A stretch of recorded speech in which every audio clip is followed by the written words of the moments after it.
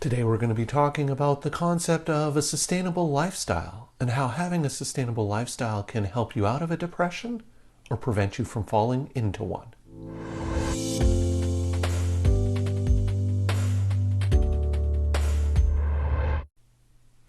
Hi everyone. In today's video we're going to be talking about developing an antidepressant lifestyle, or what I call a sustainable lifestyle. Essentially a way of living that ensures that if you're having symptoms of depression, it can help you out of the depression, or can also be protective and prevent you from falling into depression. But before we get into that, just a couple of disclaimers to go over. I'm a registered psychologist in the province of British Columbia, Canada, and this video is for informational purposes only. It is not intended as a substitute or replacement for advice from your doctor or mental health professional. So with those things out of the way, let's start talking about a sustainable lifestyle. Now, you've probably heard a lot about sustainability, right? We hear about sustainability in terms of sustainable energy, sustainable forests, and the whole notion of sustainability revolves around the idea that we can continue to use these resources in an ongoing way, and ensuring that the resources we use are being replenished as we use them, so that we won't ever run out. Now, have you ever thought about the way you live your life in terms of sustainability? And that's one of the questions I'll often ask my clients when they're dealing with depression, is to say, think about your life, and to think about your life kind of like, metaphor I like to use is kind of like a car. And you are a car and you drive around, and you have a gas tank. And your gas tank has a certain amount of gas in it. Now, there are some activities and some things that you do and some aspects of your lifestyle that take fuel out of that tank. So think about some of the things that drain your energy or take energy out. So things like work, things like parenting, things like doing household chores or activities around the home, gardening, landscaping, cleaning, cooking. It can be maintaining relationships. Some relationships take a lot of work to maintain, and they take a lot of energy to sort of drive the relationship, or to ensure that the relationship stays healthy. So there are a lot of things that people will do that in their life that it takes effort, it takes energy, it uses up some of their resources and some of that gas tank. Now, that's not to say that these activities are bad, right? So yeah, of course you need to go to work. Of course you need to expend energy to raise children. Of course you need to put time and effort into maintaining your household and cooking and cleaning and those types of things. So this isn't to say that those types of activities that drain energy from your fuel tank are bad, but there may be some of these activities and some of these lifestyle factors that may drain your fuel tank that aren't as productive, that aren't as functional. So the biggest one I often think about is toxic relationships that people will have, relationships that really aren't that healthy for a person, and can be a huge source of drain of their energy in their fuel tank. Another example of lifestyle factors that tend to drain the tank excessively, that may not be all that productive, is excessive work. One of the things that I'll often find with my clients who are struggling with depression is that they're dealing with being overworked. And a lot of times when they end up in my office, it's because they're burnt out. They've been working so hard, they've been working such long hours, that it just drains their fuel tank. So you have all of these activities and aspects of a person's life that drain their fuel tank, that take energy out. And some of these things are really important. You can't eliminate these things. You need to go to work. You need to raise kids, those types of things. And that's what the energy's for. But some of these things may drain the fuel tank a bit faster or a bit more unnecessarily than needed. So it's important to think about what are the things that are taking fuel out of my tank. But equally important, and one that I don't think people think enough about, is what are the things that you do, or what are the aspects of your lifestyle that put fuel back into your tank, right? So this is the sustainable part of having a sustainable lifestyle, right? You have lots of things that are going to take energy out. You need to have a lot of things that are putting energy back into your tank. So think about what are some of the things that might put energy back into a person's fuel tank. Well, we know some of the things include exercise. Now, exercise is a bit of an interesting topic because it seems on the surface that it takes a lot of effort and energy out of me to exercise. And yeah, that's the case. But what we know is that a person, when they're exercising more, it actually gives them more energy in the long run than it's taking away. So you can go get exercise, and immediately after sort of a workout, you might feel tired, but you're going to have more energy later that day, or in following days from doing the exercise. So exercise is one of those really great energy in types of things. Having a good diet is an energy in type of thing. Socializing with people you care about and spending time with people you care about tends to put energy into your tank.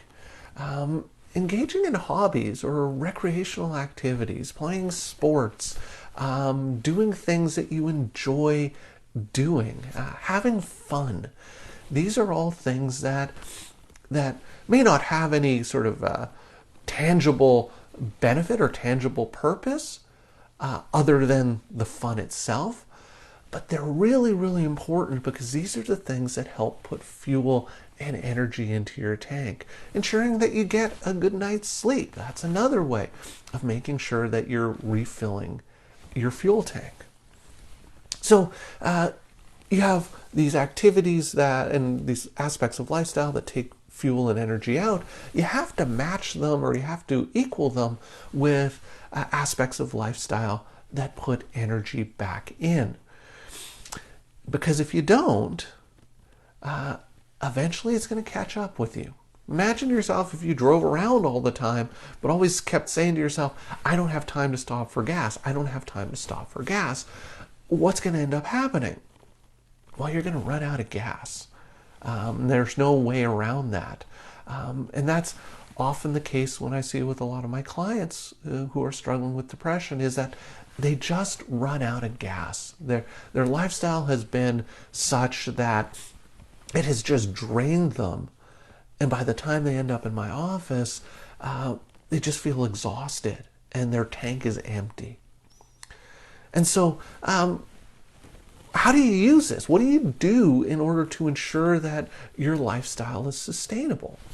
Well, one of the exercises I often get my clients to do is to write out a list and to think about all of the things in your life that tend to drain energy, right? Essentially, how do you spend your time? And what are the activities that you're spending your time doing that are using up your energy? Now, some of these things, like I said, are important, and you're not going to be aiming at getting rid of them. So you can't just say, oh, you know what, work is taking up my energy, and so I'll just stop working. That's not practical. So the idea is you have to keep working. You have to keep raising kids. You have to keep doing household chores. You have to keep mowing the lawn. Those types of things. But in doing this list, what can sometimes happen is people can recognize that there are a lot of things that drain their energy, that drain their tank, that they don't really need to be doing. So, like I mentioned, things like that relationship, that friendship that is just so draining. Every time I talk to this person, it just either ends up in a big fight or a conflict, or it's just exhausting dealing with this person. You could also recognize that maybe you're overdoing some of those energy out activities that you need to be doing. So, work is a really big example. Overworking is a major problem for a lot of my clients. Is that they'll be working their regular hours at work, but then they'll be working in the evenings, they'll be working on weekends, and that constant work and that constant thinking about work is just draining their tank. And they may not need to be working that much, but they feel like they have to because it's just, I got to get through this next project. I just got to get this next thing done. But what often happens is after that one project is over, there's another one, and I just need to get through that.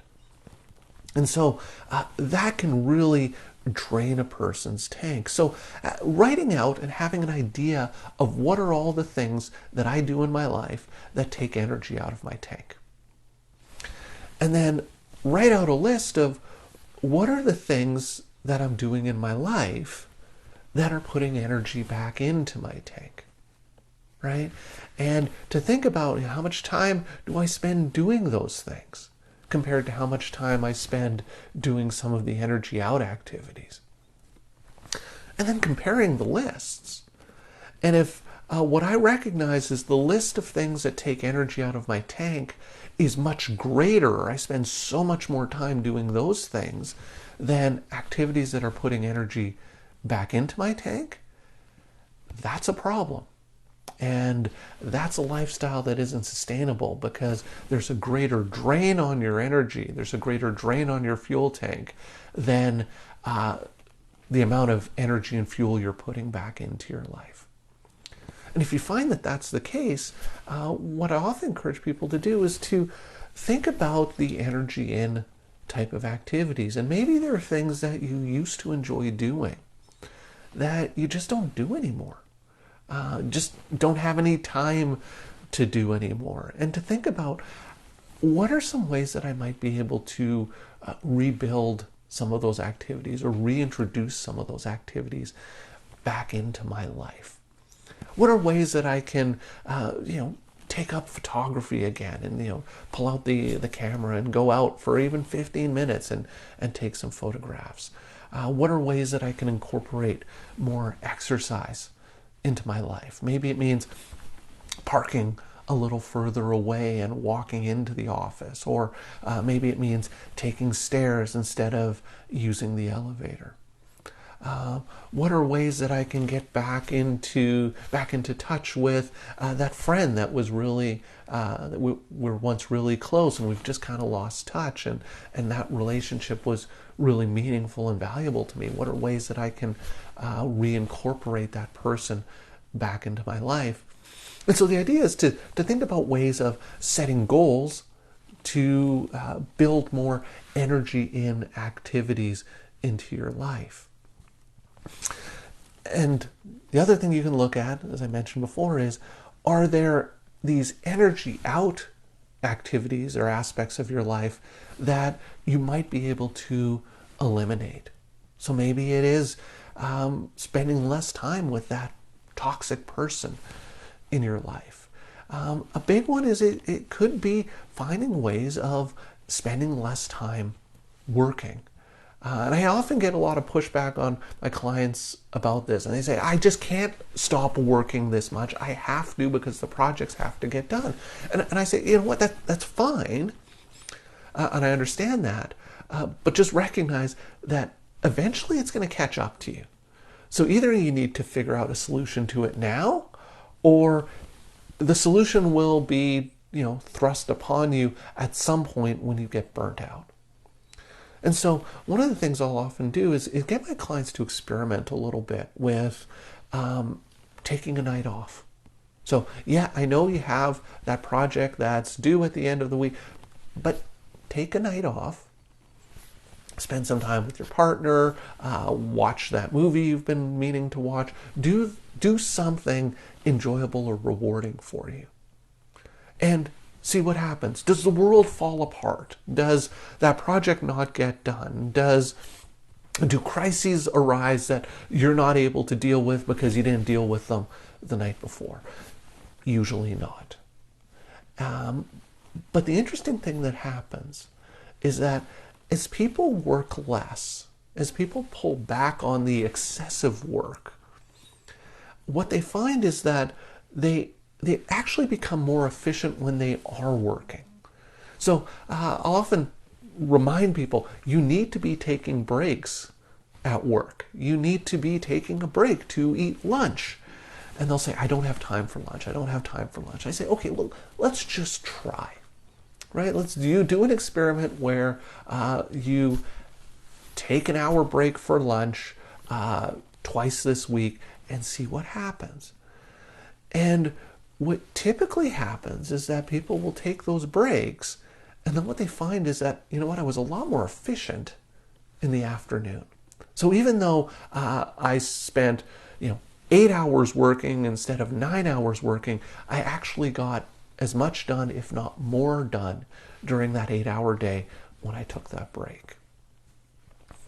The break gives energy and puts energy back into your tank, allows you to focus more, allows you to focus more effectively, and to be more efficient. So it really is an investment in ensuring that your tank stays full. So I hope this information is helpful. One of the things I really encourage people to do when they have these two lists, energy out versus energy in, is to set some goals. And I've done some videos about goal setting, so I'll put a link to those videos up above and you can take a look at that.